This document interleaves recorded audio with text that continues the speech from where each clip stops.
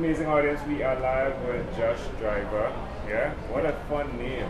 Yeah. I love it. I do too. I do too. But just tell me, which of your talents is responsible for us connecting at this time?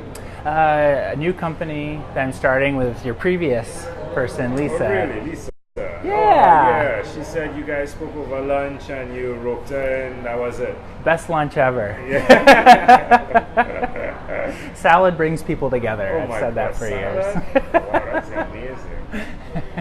Well, tell me, like, what talent within the startup company are you using to bring what you are doing to market? My currency is how can I do more for others. I was raised that way, and this is really the digitizing of my own desire to always try to figure out how to give back to as many things as possible.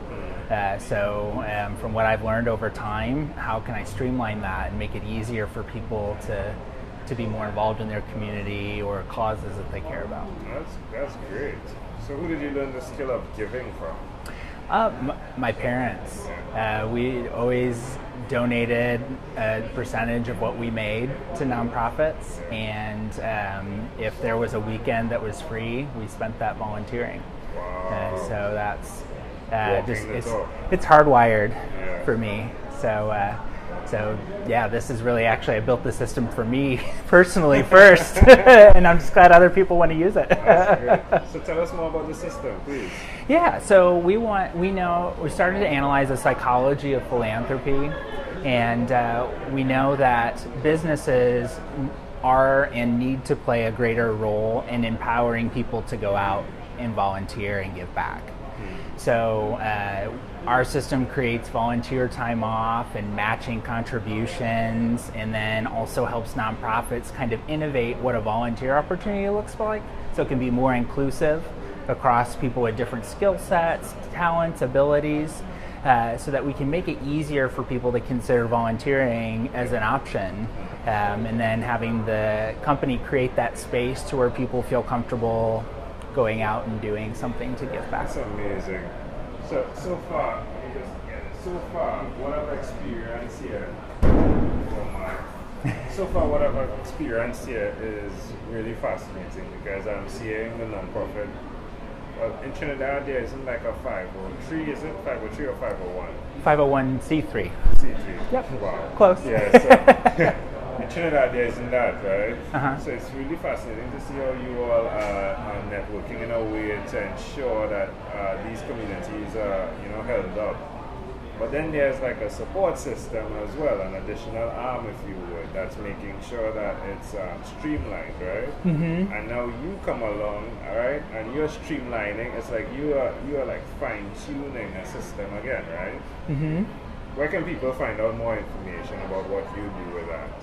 So selfless.ly is our website, and you can chat us up through there, or hello at selfless.ly. Selflessly is our email address, and so we're definitely trying to make everything good again. That's good. Yeah. I love that. Tell me one other thing you've done consistently over the last 2 years.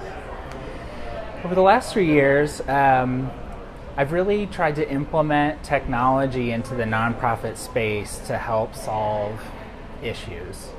Before Selflessly, I worked on the opioid epidemic with the state of Indiana to help people find resources to get treatment for substance use disorder.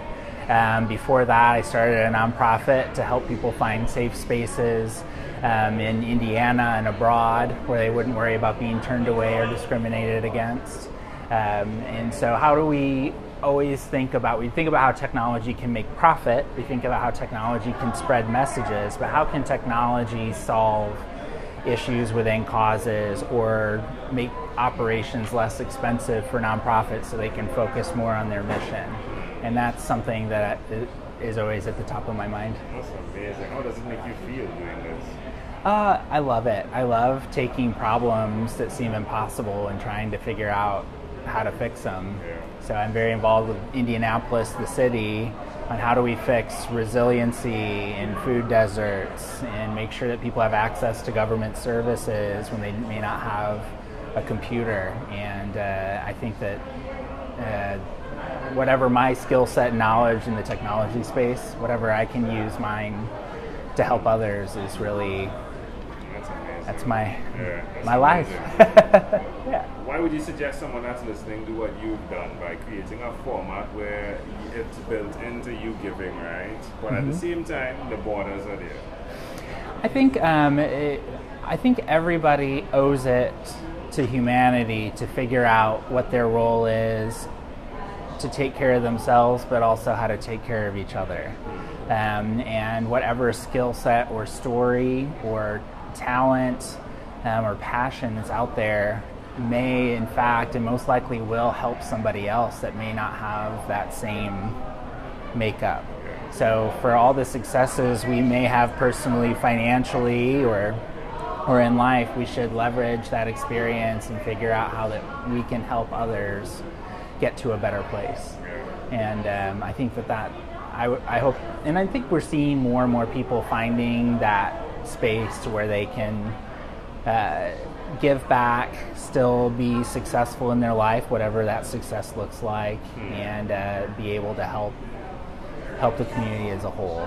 So that's wonderful. Yeah. Feel your heartbeat. That's it. I know. It's It's your thing. That's it. Yeah. That's who you are. That's all I know. That's amazing. All right. Yeah. Let's switch gears for a moment. Again, selfless.ly or selfless.io, right? Yep. Wonderful. Yeah. Let's switch gears for a moment. Let me invite you into my time machine. Okay. That is surrounded with beautiful, warm, blue Caribbean water. That sounds nice. I could do that right now. Josh, what is your earliest childhood memory? My earliest childhood memory would be, oh my goodness, I would say being on a boat in Lake Michigan. How old were you? Probably about 5 years old, kindergarten. What was going on this boat? I was trying not to be seasick. Was it like your first time on it? My parents had one, and yeah, it was just a little wavy that day, and I think maybe I had watched a movie about a boat capsizing or something. I was a little concerned about how relaxing this would be, but yeah, definitely remember being on a boat. Why do you think this memory is so clear?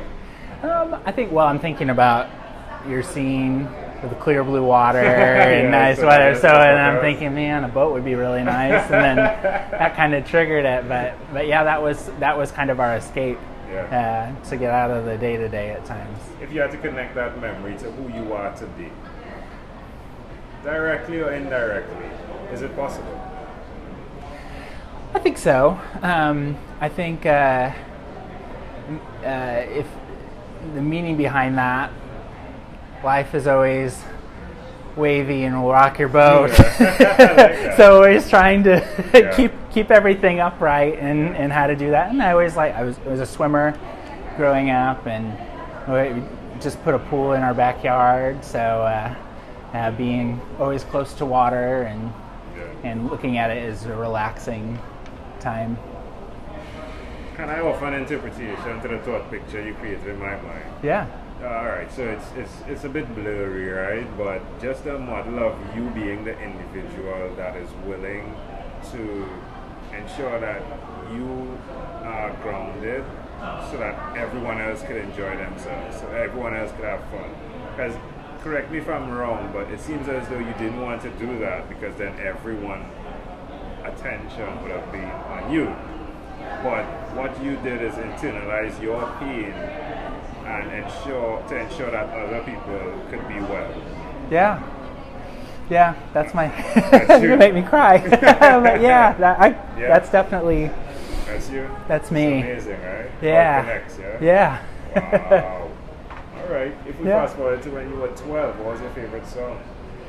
Oh man, I think I was going through a real heavy Janet Jackson phase. Right.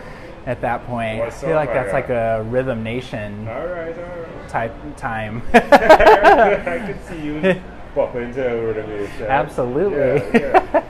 All right, my friend. Well, we've arrived at our destination, but before we get off of this time machine, there's a small declaration form that says yes or no, possibly a bit more, right? Have you chosen someone to pass on your skills to? Not yet. Are you married? Yes. Do you have children? No. Do you believe in God? Working on it. Do you have an inner circle of friends? Yes. Do you watch TV for more than 3 hours a day? No. How about 3 hours a week? Yes. What about screen time? The phone and or the computer, is it more than 8 or less than 8 hours a day? I would say more than 8. If you, Josh, had to share with us your own unique real statement, a statement that represents Josh Driver, what would you say that is? Always trying to help people feel better. Even if it hurts me. Yes. Josh, this has been a great pleasure. Before we leave, is there anything else you'd like to share with our amazing audience? Check out Selflessly. Let us know if you like it and how we can help you. Love it. Selfless.ly. Josh, thank you for being on what is inspired by 12-minute convos. Thank you. It's a pleasure. Boom.